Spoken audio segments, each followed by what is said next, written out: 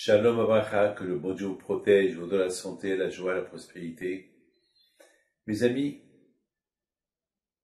le jour de l'Aïlula de Rabbi Hippidou de Casablanca, aussi on célèbre l'Aïlula d'un grand tzaddik de la génération qui s'appelle Rav Shach, Alav Shalom, un grand tzaddik qui est décédé à l'âge de 107 ans. Il était le Rosh Yeshiva de Ponevitch pendant plusieurs années. Ce tzaddik-là, c'était toute sa vie, c'était la Torah. Il a réussi à faire du beau temps et le mauvais temps ici en Israël, parce qu'il avait une force de la parole. Il pouvait sortir contre tout le monde lorsqu'il voyait que c'était contre la Torah. Lorsque un jour il a décidé de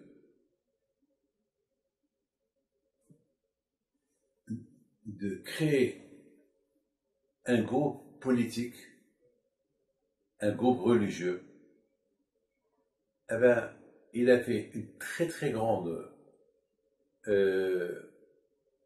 conférence. Il y avait presque 40-50 000 personnes et tout le monde était réuni. Et lorsqu'il a commencé à parler, il leur a dit, nous, on ne devait pas être dans la politique. On devait être uniquement à la yeshiva. Mais aujourd'hui, on a beaucoup de yeshivot. Le monde de la Torah, il a besoin des représentants. On ne peut pas céder la place rien qu'à tous ceux qui aiment la politique et nous qui va nous représenter. On a besoin des représentants à nous. Comme il y a beaucoup de partis. Donc ce parti religieux, d'ailleurs, c'est lui qui a donné l'idée à Rav Ovadia Yosef, pourquoi tu ne formes pas aussi un parti politique pour les Sfaradim? Et Rav Ovadia Yosef, il a écouté son conseil et il a formé Chasse. Donc ça veut dire que ces deux groupes-là, un des Sfaradim, un des Ashkenazim, au moins aujourd'hui, Baruch Hashem, ils ont dans la Knesset 16 représentants. Enfin, parfois ça monte, parfois ça descend, mais au moins ils ont des représentants. Ouais, lorsqu'ils doivent parler, ils parlent. Je vous raconte, et la première chose qu'il a fait dans cette conférence, il y avait à côté de lui Ovadia Yosef, et je crois qu'Ovadia Yosef, c'est ça qui l'a marqué, pour que lui aussi forme un groupe politique qui représente les Sfaradim, les Marocains, les Algériens, les Tunisiens et tous, et les Irakiens, les Perses, les Sfaradim. Et lorsqu'il a commencé à parler, il a commencé à pleurer. Il a pleuré, il a dit, moi je suis un rescapé de la Shoah. Je ne suis pas venu ici en Israël pour vivre sans ma religion. Il a dit, chaque jour à 8 heures du matin, je pleure.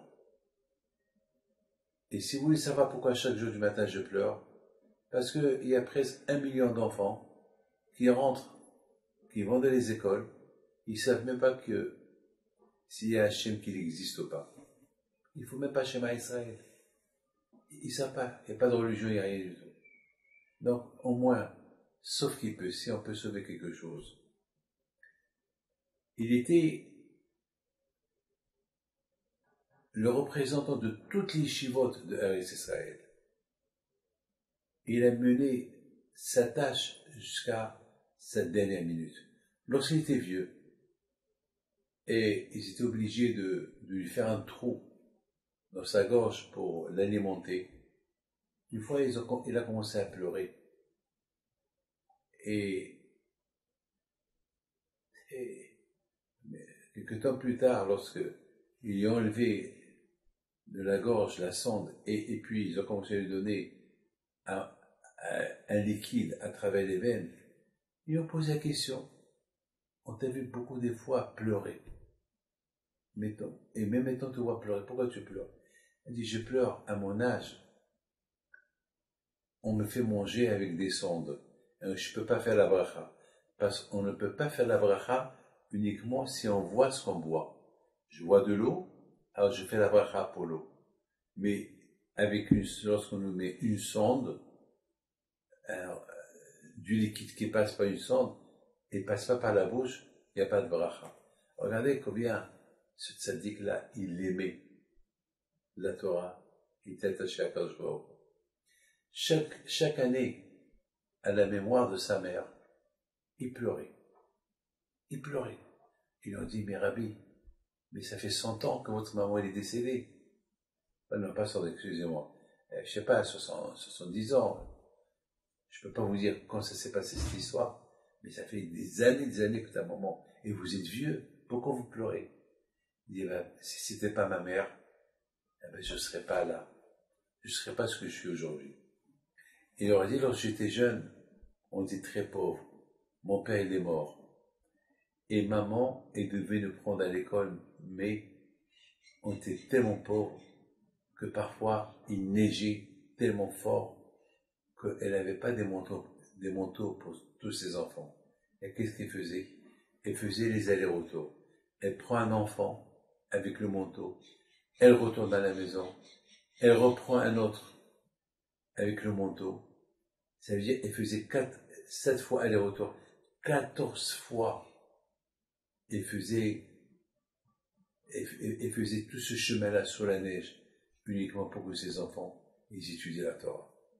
Donc, je pleure.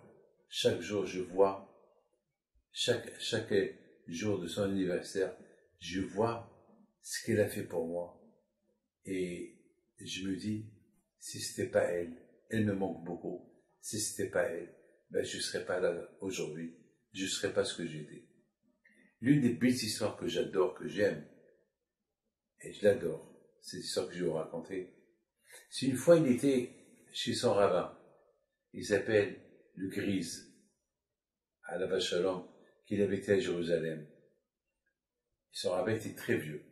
Donc, il est parti le voir à Jérusalem. Et ils ont étudié la Torah ensemble.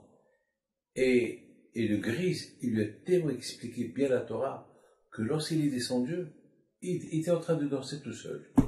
Les gens qui le voient, il neigeait. Pourquoi tu danses? Ça va? T'as gagné au loto? Oui, j'ai gagné au loto.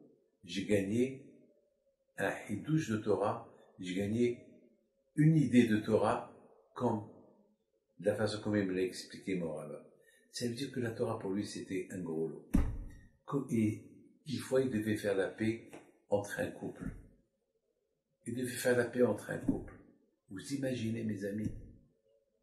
Il est parti de Bnei Brak jusqu'à Haïfa. Et à l'époque, il n'y avait pas, c'est pas un taxi qu'il a pris. Le bus, presque 5 heures de route. Il n'y avait pas les autoroutes. Tout cela pour faire le shalom entre un couple. Alors que son écoute soit avec vous tous. N'oubliez pas d'allumer sa bougie. Il s'appelle Rabbi Eliezer Man Shach. Rabbi Eliezer Man Shach. Alav Shalom, que son écoute soit avec vous. Amen. À très bientôt. Au revoir.